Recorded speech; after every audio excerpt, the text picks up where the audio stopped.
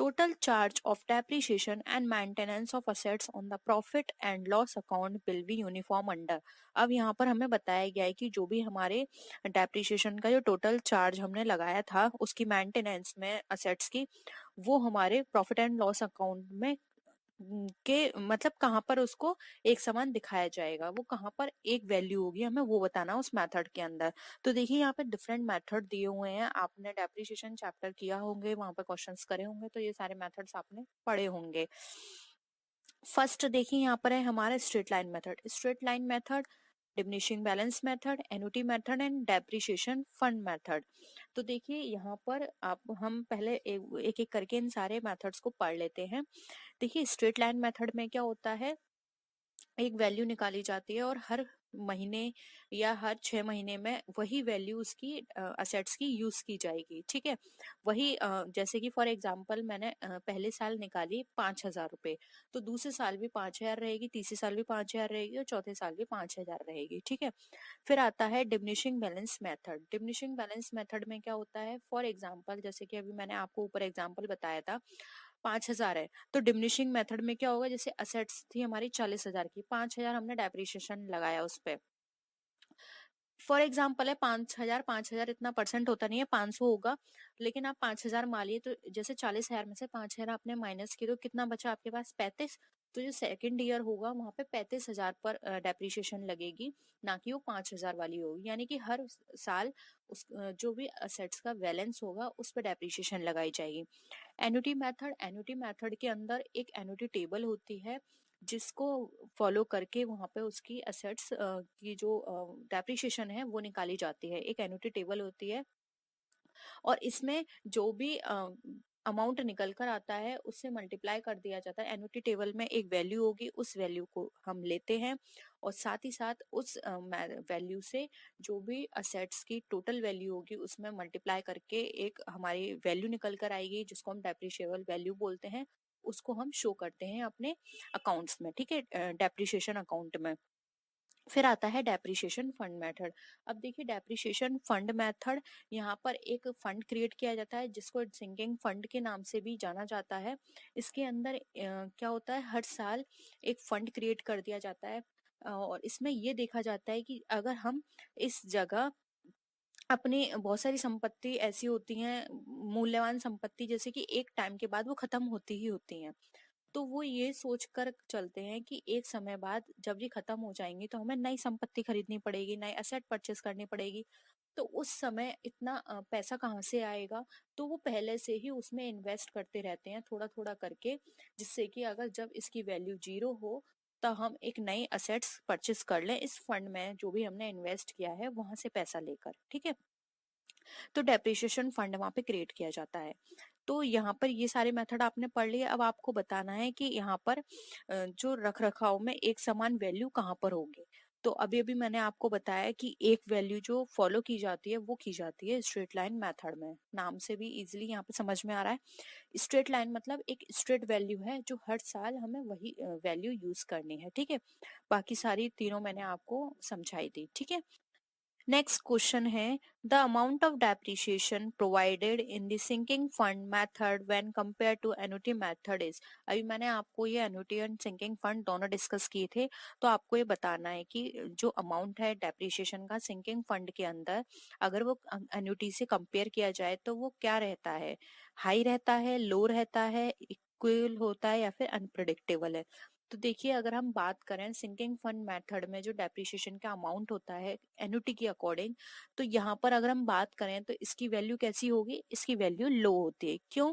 क्योंकि मैंने अभी आपको बताया कि एन्युटी में क्या होता है, एक वहां पर टेबल फॉलो की जाती है, एन्युटी टेबल जिसको बोलते हैं, उसके अकॉर्डिंग निकाला जाता है। जबकि सिंकिंग फंड में क्या होता है, जो प्रॉफिट होते हैं उनमें से कुछ अमाउंट जो हमारे इन्वेस्ट कर दिया जाता है एक फंड में और उस अमाउंट को यहाँ पर शो किया जाता है एज इंटरेस्ट, या हम बोल सकते हैं as a depreciable value.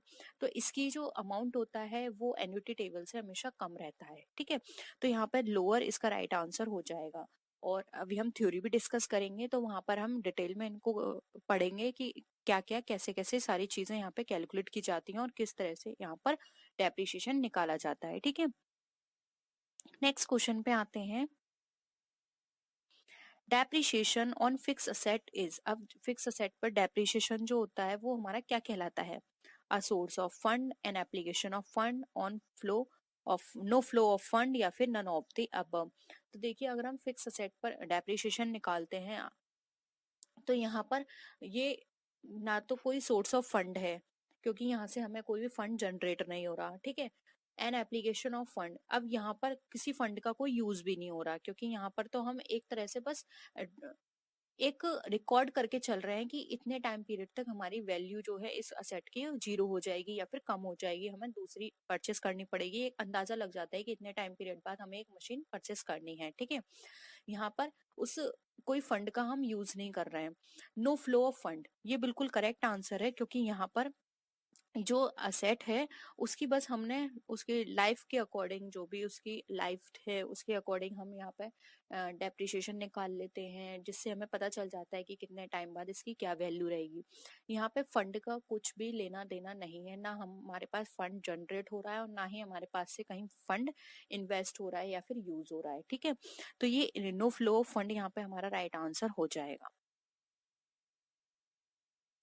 Next है profit on loss, profit on the sale of furniture in an non profit organisation is to be shown on the, यानी कि किसी भी फर्नीचर को सेल करने से कोई प्रॉफिट हुआ है नॉन प्रॉफिट ऑर्गेनाइजेशन में, तो वो कहाँ दिखाया जाएगा? Credit side of profit and loss account, credit side of income and expenditure account, receipt side of receipt and payment account, या फिर asset side of balance sheet. तो यहाँ पे प्रॉफिट की बात की जा रही है, प्रॉफिट हुआ है फर्नीचर को सेल करने से। तो देखिए ये एक नॉन प्रॉफिट ऑर्गेनाइजेशन के अंदर हम ये सारी एंट्रीज कर रहे हैं। इसके अकॉर्डिंग जो हमारा राइट आंसर होगा वो होगा इनकम। फर्स्ट यहाँ पर हम इनकम एंड एक्सपेंडिचर की बात करेंगे। देखिए प्रॉफिट एंड लॉस अकाउंट यहाँ पे बिल्कुल प्रिपेयर नहीं किया जाता, तो ये कट गया। रिसिप्ट एंड पेमेंट अकाउंट की यहाँ पर बात नहीं की जा रही है, और ना ही ये यहाँ पर बैलेंस शीट की बात की जा रही है, क्योंकि यहाँ पर सिर्फ प्रॉफिट हुआ है उसके ट्रीटमेंट की पूछी जा रही है, तो वो हमारा इनकम एंड एक्सपेंडिचर के क्रेडिट साइड में शो किया जाएगा, और अगर यहाँ पे लॉस होता है और डेबिट साइड में जाता हमारा, ठीक है। तो यहाँ पे ऑप्शन बी जो है हमारा राइट आंसर हो जाएगा। नेक्स्ट क्वेश्चन है which of the following items will not appear in the balance sheet of a club. अब इसमें से कौन सा आइटम जो है वो अपीयर नहीं होगा या फिर दिखाया नहीं जाता है बैलेंस शीट में? Subscription receipt for the next year, यानी कि एडवांस में आपने रिसीव किया है क्या वो? Subscription receive for the current year, subscription not receive for the current year, और आउटस्टैंडिंग सैलरी, इसमें से कौन सा जो है वो अपीयर नहीं होगा बैलेंस शीट में? तो देखिए यहाँ पर अगर हम बात करें कौन सा आइटम यहाँ पर नहीं दिखाया जाएगा, तो यहाँ पर बात की जा रही है सब्सक्रिप्शन रिसीव हुआ है करंट ईयर में, वो यहाँ पर नहीं दिखाया जाएगा, क्योंकि वो हमारा कहाँ पर दिखा जाएगा? इनकम एंड एक्सपेंडिचर अकाउंट में करंट ईयर का। और अगर यहाँ पर बात की जा रही है सब्सक्रिप्शन रिसीव्ड, ये तो दिखाया जाता है, और सब्सक्रिप्शन नॉट रिसीव्ड, रिसीव ही नहीं हुआ, तो ये तो बिल्कुल ही हट गया। आउटस्टैंडिंग सैलरी, सैलरी की यहाँ पर बात नहीं की जा रही यहाँ पर, इसलिए ऑप्शन जो क्वेश्चन के अकॉर्डिंग है वो हो जाएगा subscription receipt for the current year, ये नहीं दिखाया जाता है। सब्सक्रिप्शन अगर नेक्स्ट ईयर का होता है तो वो दिखाया जाता है, और सी और डी तो हमारे ऑप्शन ही गलत हैं, तो ऑप्शन बी यहाँ पे हमारा राइट आंसर हो जाएगा।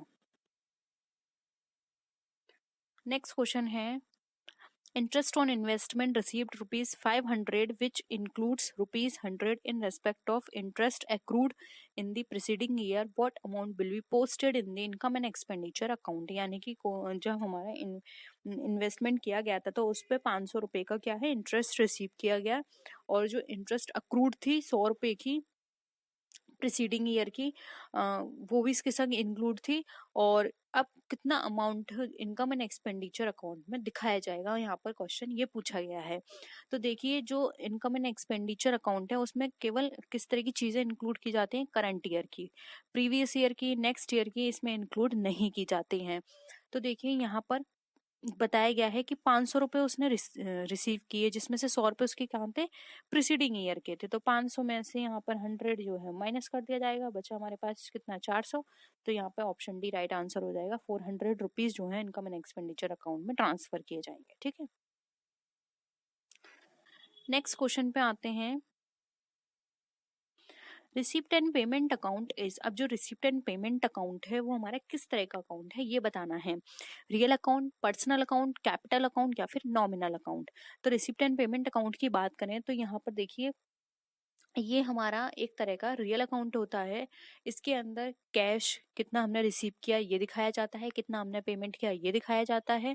और ये आप सबको पता है कि जो कैश होता है वो भी हमारी एक तरह की रियल अकाउंट की ही आइटम होता है, वो भी रियल अकाउंट ही कहलाता है।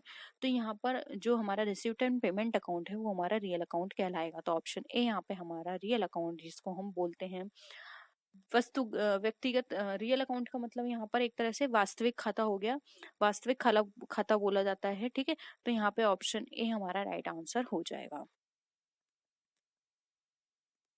In holding companies dividend received out of profit of the subsidiary company must be. अब होल्डिंग कंपनी की बात करें, in holding company dividend receive, dividend हमारे रिसीव हुआ है out of profit of subsidiary company, यानी जो सब्सिडरी कंपनी का जो प्रॉफिट है उससे डिविडेंड रिसीव हुआ है होल्डिंग कंपनी में, तो वो उसको किस तरह से ट्रीट किया जाएगा। देखिए, डेबिटेड टू इन्वेस्टमेंट अकाउंट, यानी कि डेबिट किया जाएगा इन्वेस्टमेंट अकाउंट में, credited to investment account, debited to revenue account या फिर क्रेडिटेड टू रेवेन्यू अकाउंट। तो देखिए यहाँ पे होल्डिंग कंपनी के डिविडेंड रिसीव किया है उससे सब्सिडरी कंपनी के प्रॉफिट से, तो यहाँ पे जो भी हमारी कंपनी होगी होल्डिंग कंपनी की जो सहायक कंपनी है उससे इस तरह की अगर उसको उसके प्रॉफिट से उसको कोई पार्ट मिलता है तो वो यहाँ पर हमारा एज अ क्रेडिट किया जाएगा रेवेन्यू अकाउंट के अंदर। तो ऑप्शन डी हमारा यहाँ पे राइट आंसर हो जाएगा, credited to revenue account. Investment यहाँ पे ये उसका इन्वेस्टमेंट नहीं है क्योंकि सब्सिडरी कंपनी में उसने पहले फर्दर वहाँ पे इन्वेस्ट किया था, उसके बाद उसे रिटर्न मिला है, तो वो एक तरह से वो उसका इन्वेस्ट नहीं है, वो उसका खुद का पैसा है। ऐसे ही ना ही क्रेडिटेड करेंगे ना ही डेबिट करेंगे, ये उसको क्या करेंगे, क्रेडिट कर देंगे रेवेन्यू अकाउंट, क्योंकि वहां से उसको वो रेवेन्यू जनरेट हुआ है। ठीक है, तो ऑप्शन डी यहाँ पे हमारा राइट आंसर हो जाएगा। नेक्स्ट क्वेश्चन पे आते हैं।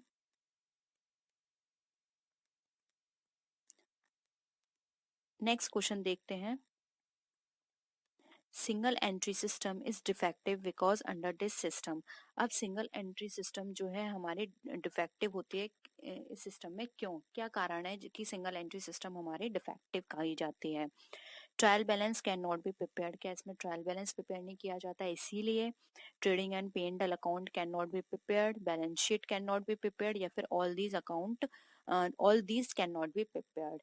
तो देखिए अगर हम बात करें सिंगल एंट्री सिस्टम की तो आपको पता है कि सिंगल एंट्री सिस्टम में सबसे बड़ी बात क्या होती है कि इसमें जो एंट्रियां होती हैं वो सिंगल होती हैं, जबकि हमारे यहाँ जो कॉन्सेप्ट फॉलो किया जाता है, जो मेथड फॉलो किया जाता है वो होता है हमारा डबल अकाउंटिंग सिस्टम या फिर डबल एंट्री सिस्टम, जिसके अंदर कोई भी आइटम हो उसकी एंट्रीज डबल साइड की जाती है, उसका डेबिट भी होता है और क्रेडिट भी होता है।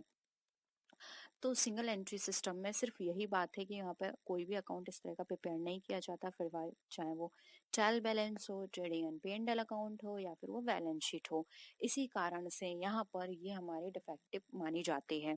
तो ऑल ऑफ दीज हमारा राइट आंसर हो जाएगा, ये अकाउंट प्रिपेयर नहीं किए जाते हैं इसी कारण हमारी सिंगल एंट्री सिस्टम को डिफेक्टिव सिस्टम कहा जाता है। ठीक है, तो आई होप यहाँ तक आपको सारी चीजें क्लियर हैं। नेक्स्ट क्वेश्चन पे आते हैं। Del credere's commission is paid to the agent for.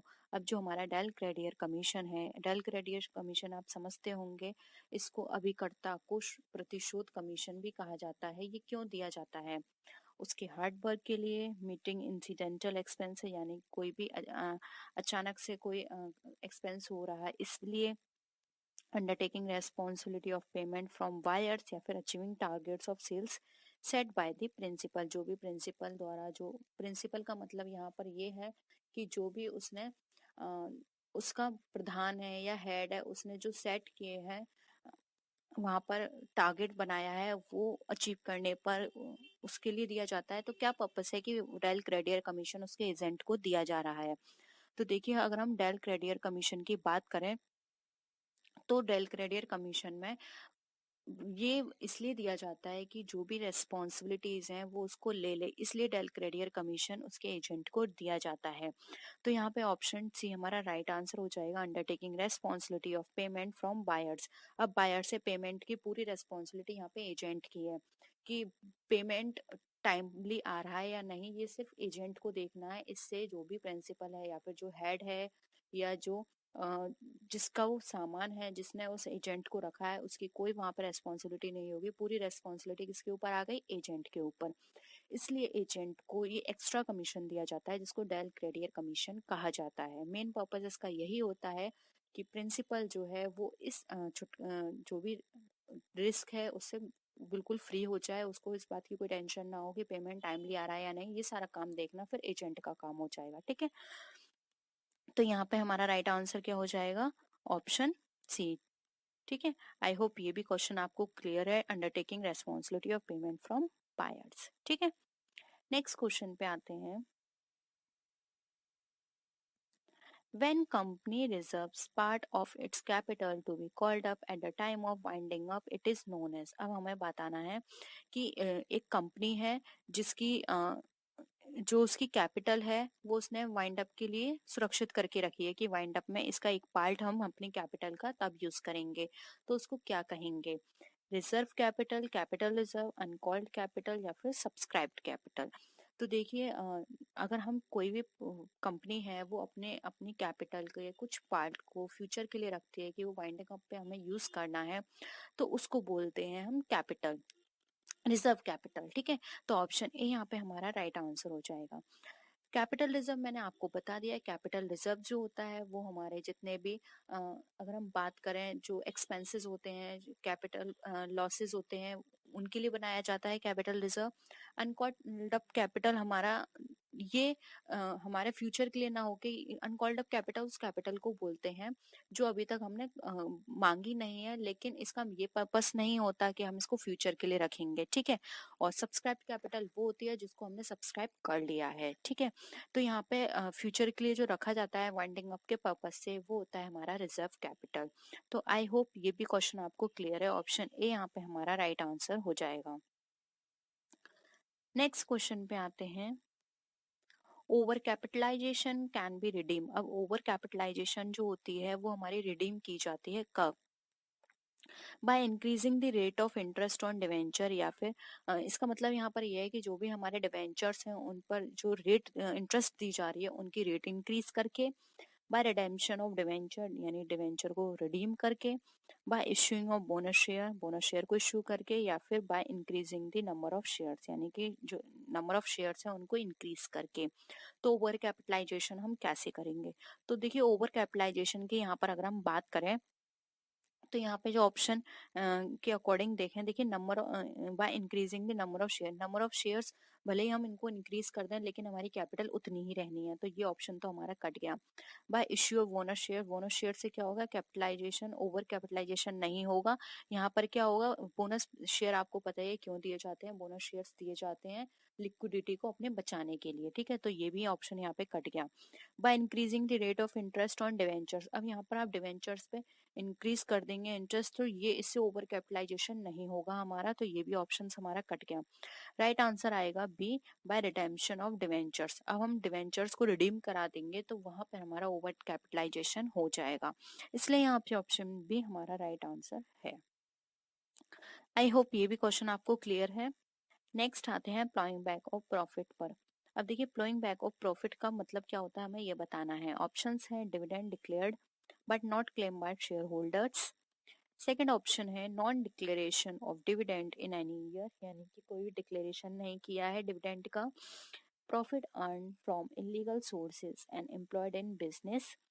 Fourth option है retaining the earnings of business for future expansion programme. अब देखिए यहाँ पे प्लॉइंग बैक ऑफ प्रॉफिट की बात की जा रही है, तो प्लॉइंग बैक ऑफ प्रॉफिट की यहाँ पे बात करें तो यहाँ पर फर्स्ट ऑप्शन क्या बोल रहा है? Dividend declared but not claim by share holders. तो इससे प्लॉइंग बैक का हमारा कोई मतलब नहीं निकल रहा है। यहाँ पर तो सीधे सीधे ये बताया जा रहा है कि डिविडेंड डिक्लेयर कर दिया लेकिन शेयर होल्डर्स ने नहीं लिया है। ठीक है, सेकंड ऑप्शन में बता रहा है कि उन्होंने कोई डिक्लेयर ही नहीं करा अपना डिविडेंड किसी साल, तो ये भी यहाँ पर प्लॉइंग बैक की बात नहीं कर रहा है।